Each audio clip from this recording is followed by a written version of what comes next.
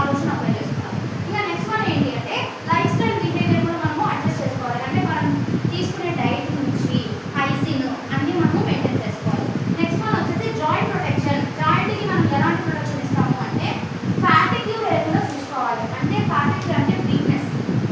Example physical activity ఎవరికైతే తక్కువగా ఉంటుందో మన బాడీ ఎప్పుడు వీక్గా ఉంటుంది. ఫిజికల్ యాక్టివిటీ అంటే అర్లీ మార్నింగ్ నుంచి లేచి వర్క్ చేయడము, వాక్ చేయడము, తర్వాత మన వర్క్ అంటే లిఫ్టింగ్ చేయడము, వెయిట్ లిఫ్టింగ్ ఇలాంటివి చేస్తేనే మనము ఫిజికల్ యాక్టివిటీ మెయింటైన్ అవుతుంది. ఓకే, నెక్స్ట్ వన్ చూద్దాం ద రోల్ ఆఫ్ నట్స్. ఇవన్నీ మనం మెయింటైన్ చేయడానికి ఫస్ట్ మనం ఎలా ఎడ్యుకేట్ చేస్తాము అంటే మానిటర్ అండ్ అసెస్ ఇది వెరీ ఇంపార్టెంట్. ఎందుకంటే మనకు సింటమ్స్ కనిపించాయి కదా, స్కిన్కి సంబంధించి లంగ్స్, కిడ్నీ ఇవన్నీ మనం మానిటర్ చేయాలి. వీటితో పాటు మనకి మెడికేషన్స్ అనేవి ఇచ్చాడు అడ్మినిస్ట్రేషన్. సో ఎన్ఎస్ఏ మెడికేషన్స్, ఇంకా స్టిరాయిడ్ మెడికేషన్స్, కార్టికోస్టెరాయిడ్ మెడికేషన్స్ ఇవ్వాలి. ఇంకా ప్రివెంట్ ఇన్ఫెక్షన్. ఇన్ఫెక్షన్ రాకుండా మనం ఏం చేయాలి అంటే ఫస్ట్ వన్ ఇమ్యూనిటీని ఇంప్రూవ్ చేసుకోవాలి. ఇమ్యూనిటీ ఇంప్రూవ్ అవ్వాలంటే ఇక్కడ మనము ఐసీఈ యాంటీబయాటిక్స్ చెక్ చేసుకొని దానికి తగిన ట్రీట్మెంట్ అనేది తీసుకోవాలి. ఓకే, నెక్స్ట్ ఇంకా మనము డైట్ కూడా ఇమ్యూనిటీ ఇంప్రూవ్ అవ్వడానికి తీసుకోవచ్చు అనమాట. Patient education. పేషెంట్కి ఎలా ఎడ్యుకేట్ చేయాలి అంటే stress management is very important. ఏదైనా మనకి జాయింట్ ఇన్ఫ్లమేషన్ ఇలాంటివి వస్తున్నాయంటే స్ట్రెస్ కూడా వన్ ఆఫ్ ది రీజన్. ఈ స్ట్రెస్ అనేది తక్కువ అవ్వాలి. ఎలా అంటే ఫిజికల్ స్ట్రెస్ ఉంటుంది, ఎమోషనల్ స్ట్రెస్ అనేది 2 టైప్స్గా ఉంటాయి. ఇప్పుడు ఎగ్జాంపుల్ జాయింట్ పెయిన్స్ వస్తున్నాయి, అదే జాయింట్తో స్ట్రెస్ తీసుకోదు, ఫిజికల్గా స్ట్రెస్ చేయదు. అప్పుడు మనకి ఏమవుతుందంటే ఇన్ఫ్లమేషన్ ఇంకొంచెం ప్రొడ్యూస్ అవుతుంది. కాబట్టి స్ట్రెస్ని కూడా మనము మెయింటైన్ చేయాలి. ఓకే, నెక్స్ట్ వన్ ఏంటి అంటే ఎమోషనల్ సైకలాజికల్ సపోర్ట్. ఎందుకు వీళ్ళకి సైకలాజికల్ సపోర్ట్ ఇవ్వాలి అంటే ఎగ్జాంపుల్ ఆర్థరైటిస్ అనేది ఇన్ఫ్లమేషన్ అయినప్పుడు సివియర్ పెయిన్ అనేది మనకు కనిపిస్తుంది. సివియర్ పెయిన్లో మనము కొన్నిసార్లు ఏమవుతుంది అంటే ఏ వర్క్ చేయలేము కదా, ఎప్పుడు కూడా మనం డిపెండ్ అవుతాం వేరే వాళ్ళకి. అలా వాళ్ళని ఎవరైనా ఏమైనా అన్నప్పుడు వాళ్ళకి డిప్రెషన్లోకి వెళ్ళిపోతారు. కాబట్టి వాళ్ళకి సైకలాజికల్ సపోర్ట్ అనేది నెక్స్ట్ వన్ యాంకిలోసింగ్ స్పాండిలైటిస్. ఇది కూడా రిపీట్ అయింది కదా మనకి. స్పాండిలైటిస్ అనేది ఎక్కడ? స్పైన్ దగ్గర, ఇన్ఫ్లమేషన్ ఆఫ్ ది స్పైన్. ఇక్కడ మనకి యాంకిలోసింగ్ అని ఇచ్చాడు చూడండి. యాంకిలోసింగ్ అంటే ఈ స్పైన్ అనేది బెండ్ అవ్వడం. ఎగ్జాంపుల్ మనకి స్ట్రైట్గా ఉంటుంది కదా, స్పైన్ అనేది స్ట్రైట్గా ఉంటుంది. ఇలా బెండ్ అవుతే దీన్నే మనం ఏమంటాం? యాంకిలోసిస్. యాంకిలోసిస్ అంటాం. ఓకే, యాంకిలోసింగ్ స్పాండిలైటిస్ అనేది మనకి ఇచ్చిన వర్డ్. ఓకే, ఇలాంటి సింప్టమ్స్ ఏమంటాము? యాంకిలోసిస్ అంటాం, బెండ్ అయితే. ఓకే, ఇప్పుడు మనము దీంట్లో ఐ కేసు వచ్చింది కదా, అంటే ఇన్ఫ్లమేషన్ కూడా ఈ బెండింగ్తో పాటు ఏమైంది? ఇన్ఫ్లమేషన్ కూడా యాడ్ అయింది. దాని గురించి చూద్దాం. ఇక్కడ మనకు కాజెస్ ఇచ్చాడు మెయిన్గా. ఏమేమి ఇచ్చాడు? HLA B27 ankylosing spondylitis. అంటే ఈ B27 అనేది ఏంటి అంటే ఇది మనకు టోటల్ ఎన్ని ఉంటాయి? 33 కదా, దానికి సంబంధించి చెప్తున్నాడు. ఫ్యూసెస్, తర్వాత ఈ వర్టిబ్రాస్ అన్నీ కలిపి 27 అనేది మెయింటైన్ చేయాలి. నెక్స్ట్ వన్ ఇంకోటి ఏంటి అంటే అడల్ట్ ఇన్హెరిటెడ్ B27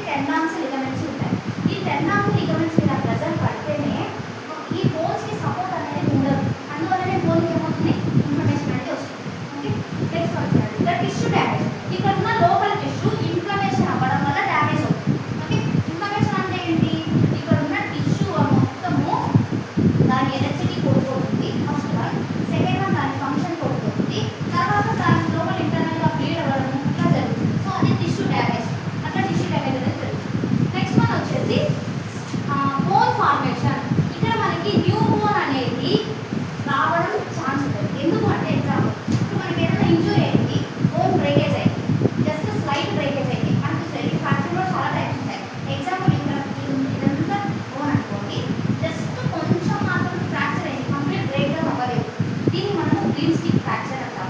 ఈ గ్రీన్ స్టిక్ ఫ్రాక్చర్కి మనం తిరిగి కాల్షియం బెడ్ తీసుకుంటే బోన్ తిరిగి అటాచ్మెంట్ అనేది జరుగుతుంది. ఓకే, కానీ మనకి ఏదైనా బోన్ డెఫిషియన్సీస్ ఉంటే, ఎస్పెషల్లీ స్పాండిలైటిస్ లాంటివి ఉంటే బోన్ అటాచ్ అవ్వదు, డిఫార్మిటీస్ అనేవి జరుగుతాయి. ఓకే, వాటితో పాటు మనకి స్పైనల్ ఫ్యూషన్. అంటే ఫ్యూషన్ అంటే ఏంటి? ఈ మధ్యలో ప్లేసెస్ ఉన్నాయి కదా, దీన్ని మనము స్పైనల్ ఫ్యూషన్స్ అంటాం. ఓకే, ఈ ఫ్యూషన్స్ అనేవి దేనికి అంటే ఇంకొక ఇక్కడ ఉన్న వర్టిబ్రాకి కింద ఒక్కొక్క వర్టిబ్రాకి అటాచ్మెంటే ఫ్యూషన్. ఓకే, ఈ ఫ్యూషన్ వల్ల మనకి యూజ్ ఉంది. ఎందుకంటే దీని చుట్టూ ఒక రింగ్ అనేది వస్తుంది. ప్రతి ఫ్యూషన్ చుట్టూ ఒక రింగ్ వస్తుంది. ఇది మనం ఇలా కూర్చున్నప్పుడు బెండ్ అయినప్పుడు ఇంకొక ఎగ్జాంపుల్, ఇదొక ఫ్యూజన్, ఇదొక ఫ్యూజన్. ఈ ఫ్యూజన్ రెండు ఆపి ఫ్రిక్షన్ అవ్వకుండా దీని మధ్యలో రింగ్స్ అనేవి వస్తాయి. ఈ రింగ్స్ మనం కూర్చున్నప్పుడు మనకి ఒక బోన్కి ఇంకొక బోన్కి ట్రాక్షన్ రాపిడి జరగకుండా ప్రొటెక్ట్ చేస్తూ ఉంటాయి. మనం ఇప్పుడు ఇంత ఫ్రీగా ఇలా కూర్చుంటున్నాము అంటే ఇప్పుడు స్పైనల్ కార్డ్ బెండ్ అయిందా లేదా మనం కూర్చున్నప్పుడు? అయినా కూడా మనకి ఈ ఫ్యూషన్కి ఫ్రిక్షన్ అవ్వకుండా మధ్యలో ఏముంది? రింగ్స్ అనేవి ఉంటాయి. Okay, next one, the synthetic effects. Inflammation can also effect the ice, heart and lungs.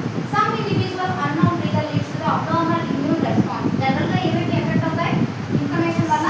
Ice, heart, lungs, ఇవి మనకి ఎక్కువగా ఇన్ఫెక్షన్ అనేది అటాక్ అవుతుంది. నెక్స్ట్ క్లినికల్ మానిఫెస్టేషన్ చూద్దాం.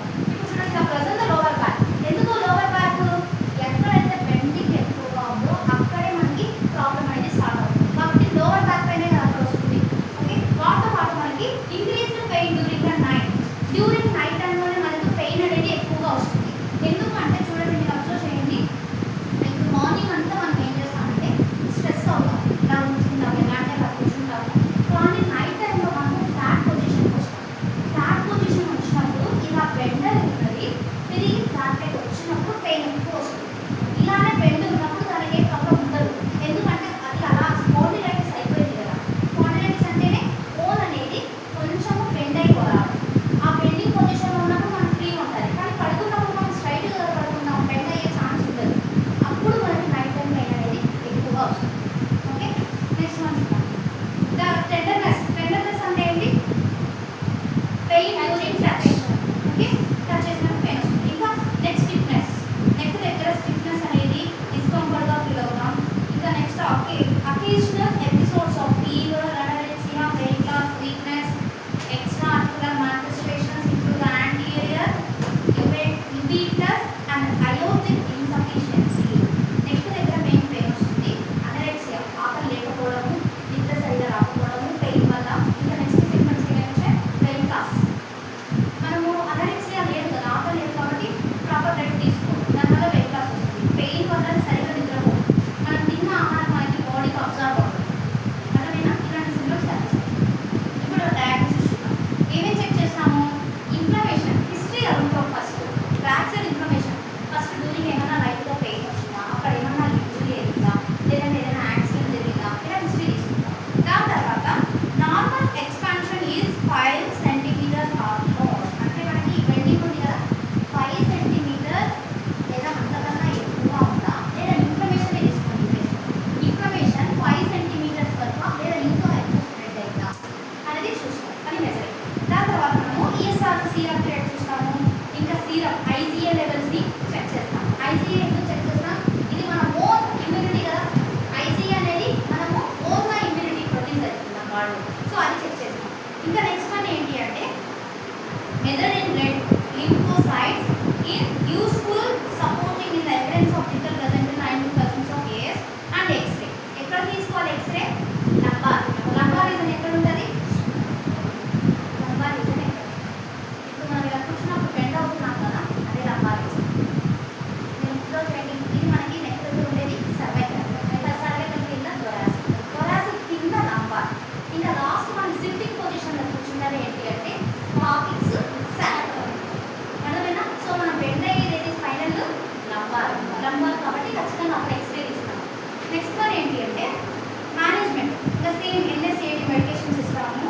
వాటితో పాటు మనము ఎక్సర్సైజెస్ అనేవి చేయిస్తాము. స్విమ్మింగ్ పూల్లో మనం కూడా ఎక్సర్సైజెస్ అనేది చేయమని చెప్పాలి. ఎందుకంటే స్విమ్మింగ్ పూల్లో మనం ఇలా చేసినప్పుడు బోన్ అనేది ఇలా బెండ్ అవుతూ నార్మల్ అవుతుంది. స్విమ్మింగ్ చేసినప్పుడు మీరు అబ్జర్వ్ చేయండి, ఒకే పొజిషన్ ఉంటుంది. అప్పుడు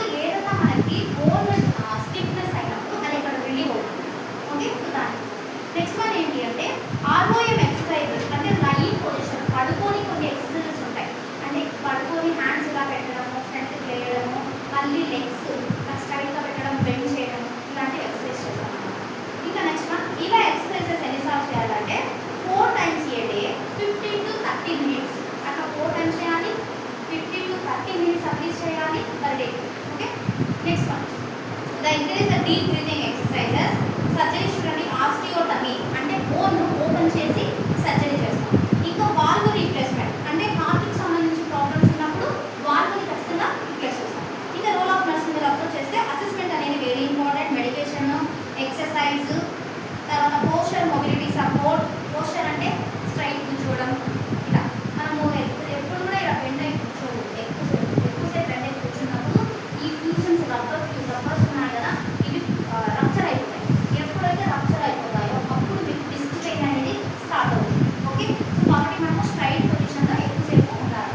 నెక్స్ట్ వన్ ఏంటి అంటే ఎమోషనల్ సపోర్ట్ అనేది వీళ్ళకి ఇవ్వాలి. ఎందుకు? స్పైనల్ పెయిన్ ఉన్న వాళ్ళు మీరు అబ్జర్వ్ చేయండి, ఏ పని చేయలేదు. ఎందుకంటే స్పైనల్ మనం ఏదైనా వెయిట్ లిఫ్ట్ చేయాలన్నా, వాక్ చేయాలన్నా స్పైనల్ కార్డ్ మీద మన హోల్ బాడీ ప్రెజర్ పడుతుంది. ఓకే, ఎప్పుడైతే మనకి ఈ స్పైనల్ పెయిన్ ఉంటుందో మనం ఏ పని చేయలేదు. కాబట్టి మనం ఏమవుతాం, ఇతరుల మీద డిపెండ్ అవుతాం. కాబట్టి మనకి సైకలాజికల్ సపోర్ట్ ఇవ్వాలి. Next one, the graft versus post disease. Graft versus post disease ఇది ఏంటంటే GVHD is a frequent side effect following allogeneic bone marrow transplant. Bone marrow అనేది ఏంటి? ఈ బోన్ ఉంది కదా, ఈ బోన్ లోపల ఉన్నదాన్ని మనం ఏమంటామంటే బోన్ మ్యారో అంటాం. తెలుగులో అయితే మజ్జ అంటాం. ఓకేనా, మజ్జ. ఓకే, ఈ ఎముకలలో మజ్జ. ఎగ్జాంపుల్, మీరు నాన్ వెజ్ తినేటప్పుడు బోన్స్ లోపల బ్రౌన్ కలర్లో క్రీమీ ఫ్లేవర్తో ఉండొచ్చు, దాన్నే మనం ఏమంటాం బోన్ మ్యారో అంటాం. ఓకే, సో ఈ బోన్ మ్యారో మనకి ఎందుకు యూజ్ అవుతుంది? ఇది ఆల్రెడీ మీకు అనాటమీలో చెప్తారు. ఆర్బీసీ ప్రొడక్షన్ అయ్యేది బోన్ మ్యారో నుంచే కదా. రెడ్ బ్లడ్ సెల్స్ ప్రొడ్యూస్ చేస్తుంది. దేనికి? హెల్త్ ద్వారా విటమిన్ B12 అండ్ స్ప్లీన్. అర్థమైనా? మనకు రెడ్ బ్లడ్ సెల్స్ ప్రాపర్గా ఉండాలి అంటే బోన్ మ్యారో ప్రాపర్ కరెక్ట్గా ఉండాలి, అబ్నార్మాలిటీస్ లేకుండా. ఈ బోన్ మ్యారో ఏం చేస్తుందంటే విటమిన్ B12 స్ప్లీన్ హెల్ప్ తీసుకుని మనకు ఆర్బీసీని ప్రొడక్షన్ చేస్తుంది. ఓకే, ఇప్పుడు దాని గురించి చూద్దాం. The risk factors. Main risk factors ఏంటి అంటే the client is the highest risk of development of GVHR. First one, bone marrow transplantation. Bone marrow transplantation అంటే ఏంటి? ఎప్పుడైతే ఈ బోన్ మ్యారో సరిగా వర్క్ అవ్వదో మనకి, లేదా దానికి డిసీజ్ ఏదైనా అటాక్ అయినప్పుడు ఈ బోన్ మ్యారోనే రీప్లేస్మెంట్ అనేది చేస్తే దాన్ని బోన్ మ్యారో ట్రాన్స్ప్లాంటేషన్ అంటాం. ఓకే, సో అది హై రిస్క్ అన్నమాట. ఇంకోటి, when the donor miss match. ఇప్పుడు దీనికి వచ్చింది ఏంటి? Graft versus post disease. Graft అంటే ఏంటి? గ్రాఫ్ట్ అంటే మన బాడీలో ఏదైనా ఒక దాన్ని తొలగించి వేసి ఇంకోటి యాడ్ చేయడం. అర్థమైందా? దీన్నే మనం ఏమంటాం? గ్రాఫ్ట్ అంటాం. ఓకే, ఈ గ్రాఫ్ట్ వర్సెస్లో మనకు బోన్ మ్యారో ట్రాన్స్ప్లాంటేషన్ అనేది హైయెస్ట్గా ఇచ్చారు. ఈ బోన్ మ్యారో ట్రాన్స్ప్లాంటేషన్లో వేరే ఎవరైతే మనలోకి డోనార్ ఇచ్చారో వాళ్ళని మ్యాచ్ అవ్వకపోతే మనకి పోస్ట్ డిసీజెస్ అనేవి వస్తాయి. ఓకే, ఇందులో మనకి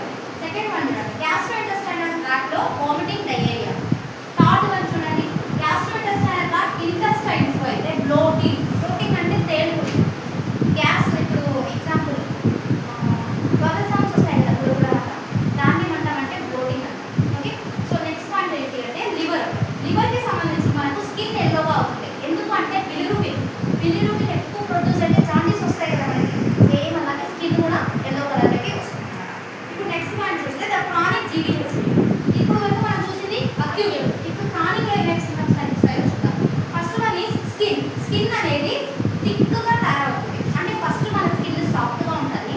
after getting transplantation of bone marrow we will get the skin thickness of the skin. ఇంకా నెక్స్ట్ వన్ ఏంటి, జాయింట్స్ కూడా స్టిఫ్నెస్ అవుతాయి, ఆర్థరైటిస్ కూడా అటాక్ అవుతుంది. ఐస్కి సంబంధించి dryness, blurred vision does not improve. Vision అనేది ప్రాపర్గా అసలు ఇంప్రూవ్ అవ్వదు, విజన్ ఇంకా తగ్గిపోతూ ఉంటుంది డైలీ.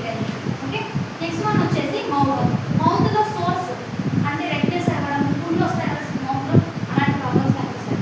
ఇంకా లంగ్స్కి సంబంధించి బ్రీతింగ్ డిఫికల్టీస్ వస్తాయి. జెనిటల్ ఏరియా అనే దాంట్లో irritation, rashes, dryness, pain during దీన్ని మనము మెడికల్ వర్డ్లో పాయింటర్స్ అంటాం. ఏమంటా pointers means sex pointers. Okay, next one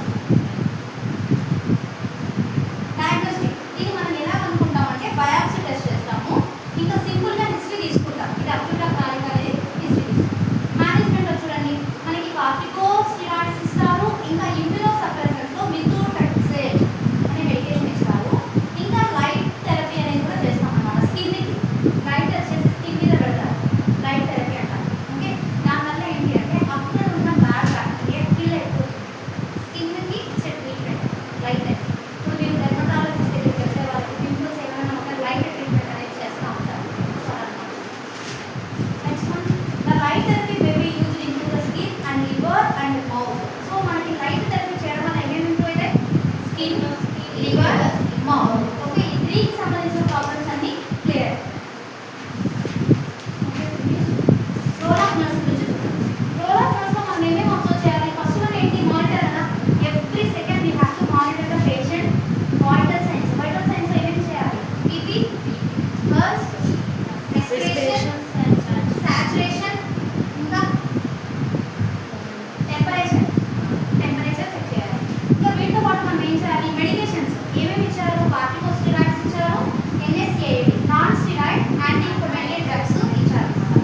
ఇంకా వాటితో పాటు ఇన్ఫెక్షన్ కూడా మనము అసెస్ చేయాలి, అంటే హైజీన్ మెయింటైన్ చేయాలి. స్కిన్ ప్రాబ్లమ్స్ వచ్చినప్పుడు జనరల్గా బాత్ 2 టైమ్స్ చేయాలి. ఓకే, బాత్ 2 టైమ్స్ చేయాలి, మాయిశ్చరైజర్స్ కూడా అప్లై చేయాలి. ఇంకా నెక్స్ట్ వన్ చూడండి, స్కిన్ న్యూట్రిషన్. జనరల్గా మనకి స్కిన్కి న్యూట్రిషన్ వేడి వల్ల వస్తుంది, విటమిన్స్. విటమిన్స్లో A vitamin, A and E vitamin. E support in the skin colour and skin maintenance. Vitamin A, vitamin E. And vitamin E also hair కూడా గ్రోత్